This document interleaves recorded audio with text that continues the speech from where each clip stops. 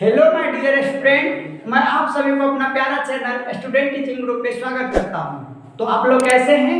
आशा है कि आप लोग अच्छे होंगे, स्वस्थ होंगे और मस्त होंगे। तो पिछले के वीडियो में मैं बहुत सारी संख्याओं के बारे में चर्चा कर दिया है, जैसे आभास संख्या क्या होता है, विषम संख्या किसे कहते हैं, सम संख्या क्या होता है, पूर्णांक संख्या क्या होता है। इसी तरह से बहुत सारी संख्या होती है। उस सारी संख्याओं के बारे में मैंने पिछले वीडियो में चर्चा कर दिया है। यदि आप लोग नहीं देखे होंगे तो इस चैनल पर वीडियो अपलोड है, आप लोग देख सकते हैं। तो आज के इस वीडियो में हम सिखाएंगे आपको यौगिक संख्या अर्थात भाज्य संख्या क्या होता है, यानी कि व्हाट इज कंपोजिट नंबर। तो आप लोग इस वीडियो के साथ बने रहेंगे और आप लोग को सिखाएंगे हम यौगिक अर्थात भाज्य संख्या क्या होता है। तो आप लोग इस परिभाषा को कॉपी पर नोट कर लीजिएगा और इसे याद कर लीजिएगा, क्योंकि आपको एग्जाम में हो सकता है कि पूछा जा सकता है। तो इसलिए आप लोग अच्छे से याद कर लीजिएगा इसे। तो देखिए, मैंने यौगिक संख्या अर्थात भाज्य संख्या को किस तरह से परिभाषित किया है। तो देखिए, मैंने परिभाषा लिख दिया है, वैसी संख्या जिसका दो से ज्यादा गुणनखंड हो, अर्थात जिस संख्या में एक और स्वयं के अलावा और किसी अन्य संख्या से भाग लग जाए उसे यौगिक या भाज्य संख्या कहते हैं। कहने का मतलब है यौगिक और यौगिक संख्या का जो दूसरा नाम है भाज्य संख्या होता है। इसी का जो इंग्लिश होता है कंपोजिट नंबर होता है। तो देखिए क्या होता है, हम समझाते हैं आपको यौगिक अर्थात भाज्य संख्या क्या होता है। तो देखिए, हमने आभास संख्या के बारे में आपको पहले चर्चा किया था। तो आभास संख्या यदि आप लोग नहीं देखे होंगे तो आप बिल्कुल आभास संख्या पहले पढ़ लीजिएगा, उसके बाद यौगिक संख्या पर आइएगा तो आपको बहुत ही अच्छे तरीका से समझ में आएगा। तो देखिए, आभास संख्या का जो परिभाषा था वो यह परिभाषा था कि जिस संख्या में एक और स्वयं के अलावा और किसी अन्य संख्या से भाग नहीं लगे वे सभी आभास संख्या होता है।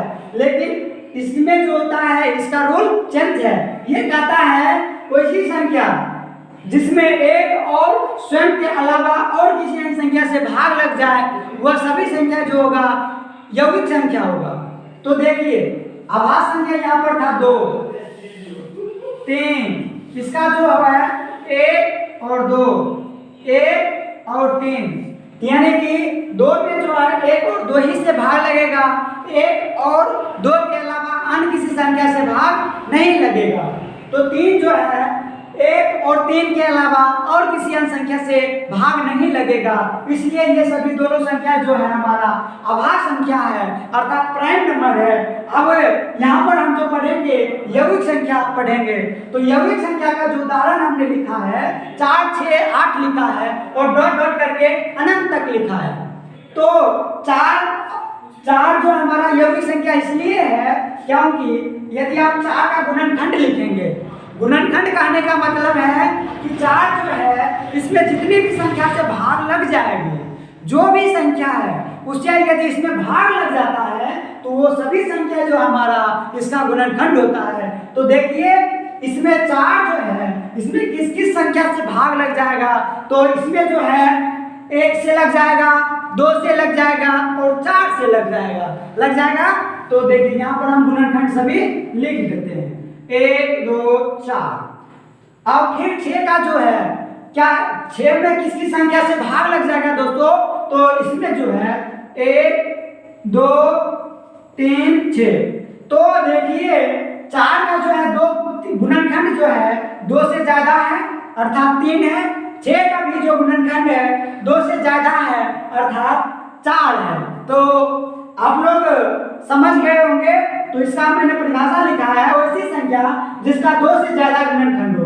तो देखिए, 4 का जो गुणनखंड है 2 से ज्यादा है अर्थात 3 है।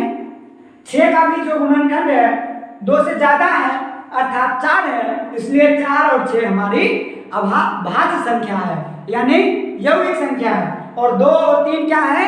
आभास संख्या है, क्योंकि इसका मात्र 2 ही गुणनखंड है। और परिभाषा आभास संख्या का परिभाषा कहता है जिसका मात्र 2 ही गुणनखंड होना चाहिए वो सभी जो है आभास संख्या होती है। तो दोस्तों, आप लोग अच्छे तरीका से यौगिक संख्या समझ गए होंगे।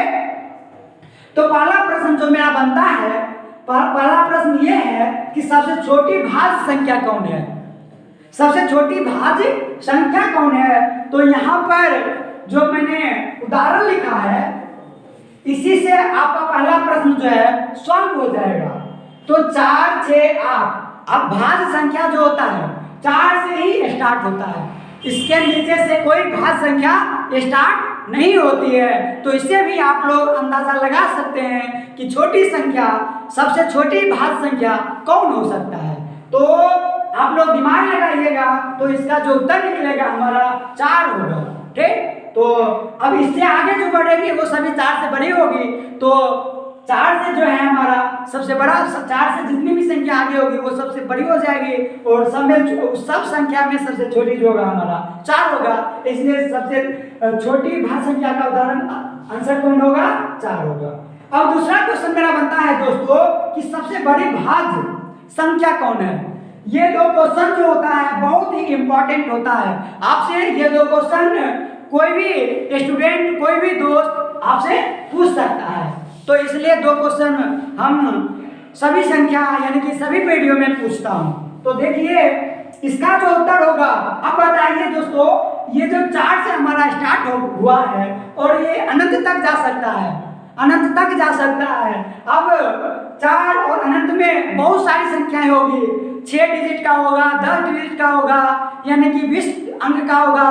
कोई स्टूडेंट 100 डिजिट का लिखेगा तो जो है लिखने का लिमिट नहीं है, इसलिए कोई भी स्टूडेंट अनंत तक डिजिट लिख सकता है। तो इसलिए हमारा जो इसका उत्तर होगा अनंत होगा। अनंत कैसे होगा, तब मान के चलिए अगर 2 स्टूडेंट हैं, एक है सोनू और एक है मोनू। अगर सोनू लिखता है 10 डिजिट का भाज्य संख्या का उदाहरण, यानी कि 10 अंक का ये अगर भाज्य संख्या का उदाहरण लिखता है तो ये भी लिख सकता है। मान चलिए सोनू का उत्तर ये है।